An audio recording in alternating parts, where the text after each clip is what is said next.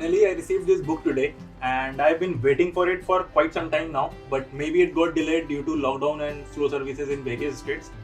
So I'll be going through this book for a few days, and if I find it useful, we'll definitely be sharing with you.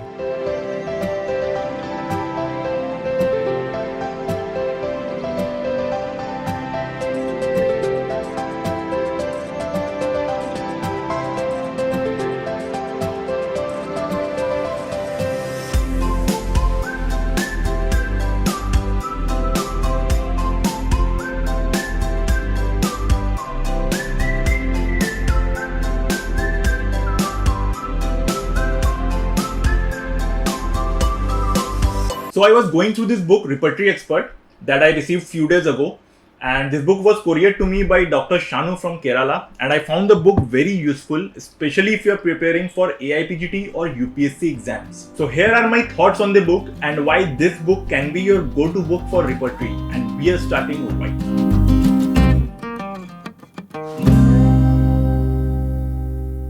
Hello everyone, my name is Dr. Taha Khan. Welcome to my YouTube channel where I share with you clinic and exam related productivity tips and strategies. If this is your first time here, start now by subscribing and hit the bell icon so that you don't miss anything. 10 things that I found absolutely useful in the book. Number one is that the book contains lots of information that has been mentioned in a much elaborate way. And also the informations are up to date. It serves as a good reference book that discusses about all the essential topics related to the field of repertory, like the scope of repertory, limitations of repertory, history of repertory, evolution of repertories, classification of repertories, and also the repertorizations, the steps, the methods, the techniques, the processes. So you get all your short notes, long questions covered that you can expect to be asked in your exam. So if you see this book from purely exam perspective, then this could serve as a good reference book. Number two is that this book is useful to both UG and PG students. This is one important feature of the book, that it will be useful in your undergraduation while you are preparing for your BHMS exams, and also if you are doing post-graduation in the field of repertory. If you go through the previous year's repertory papers in BHMS, you will see that almost all the topics have been dealt with in the book. And this same thing applies to the previous year's papers of post-graduation as well. So this would serve as a good reference book to both UG and PG students. Another important feature that I found while going through the book is that it covers a lot of MCQs too. Now many students have asked me multiple times how to prepare repertory, which book to follow for repertory. So if you are in your undergraduation, if you are in your final year, then I would recommend you to start studying this book, because alongside your university exam preparation, this book will also help you prepare for the competitive exams. There are few lists that I found very useful for MCQ purposes, and I will be discussing it further in the video. Apart from theoretical implication, this book also offers practical guidelines. Like if you go through the chapter, the types of cases and case taking, you get a very good idea on how to understand patients in OPDs. Firstly, this chapter deals with the different types of cases that we can come across, giving references from organon, like the different types of diseases, acute diseases, chronic diseases, the recurrent type of acute disease, the non-recurrent type, the individual, sporadic, and the epidemic type. Then the chronic diseases with acute exacerbation, artificial chronic diseases, one-sided diseases, local maladies, intermittent diseases, alternating diseases, indisposition, suppression. So after having an overview of the different types of diseases that we may come across in OPDs, then comes the case taking part, which also I found very useful. This portion has been detailed very well with regard to case taking in pediatric cases, in geriatric cases, where we are dealt with challenging symptoms and many a times incomplete symptoms. So case taking in such challenging cases has been explained very nicely. Then case taking in female cases, if you go through this portion, it will make your case taking so much easier with regard to female patients, especially with gynecological complaints. Then case taking in coma cases, another very challenging situation to find the prescribing symptom. Then psychiatric cases, here a proper schema has been given that you can follow, along with few bedside examinations that you can do. And lastly, veterinary case takings have also been well explained. Number 4, the basic repertories have been covered in an elaborate way, and lots of MCQs have also been incorporated. Like in BTPB, the important rubrics have been mentioned under each chapter, that usually gets asked in the competitive exams, like the rubrics under sensation and complaints, aggravation and amelioration, and more importantly, the rubrics under mind and intellect, very important for MCQ. There is also a list of misplaced rubrics that have been mentioned side by side within the chapter itself, like all the misplaced rubrics under the chapter year have been mentioned under year. So all these little things make studying and memorizing MCQs easier. And the same thing for Kent Repertory also.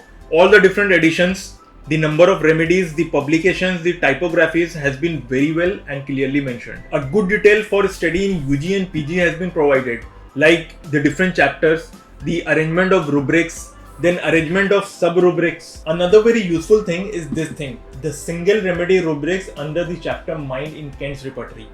Very useful for MCQs. A lot of MCQ gets asked specifically from this portion of Kent's Repertory. So don't miss this 1.5 page list. Also, many important rubrics have been mentioned under each chapter, and one good thing I have found is that the first rubric and the last rubric of every chapter has been mentioned.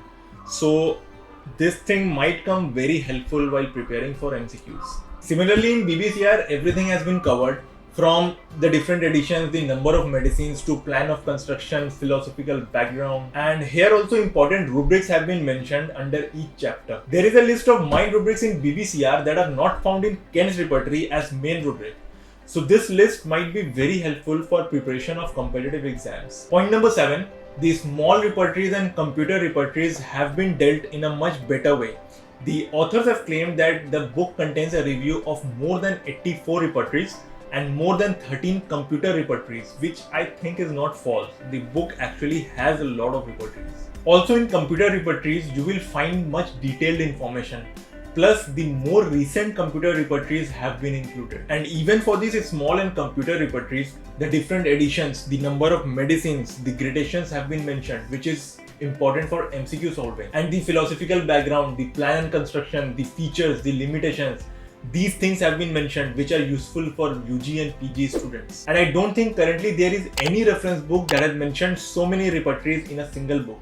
It is always advantageous if you could find so many things in a single place. One good thing that I noticed is that a common schema has been followed throughout the repertory part, like the full name of the repertory, the name of the author, the year of publication, the number of sections, typography, the introduction, the plan and construction, the philosophical background, the features, the limitations. These things have been mentioned for each and every repertory.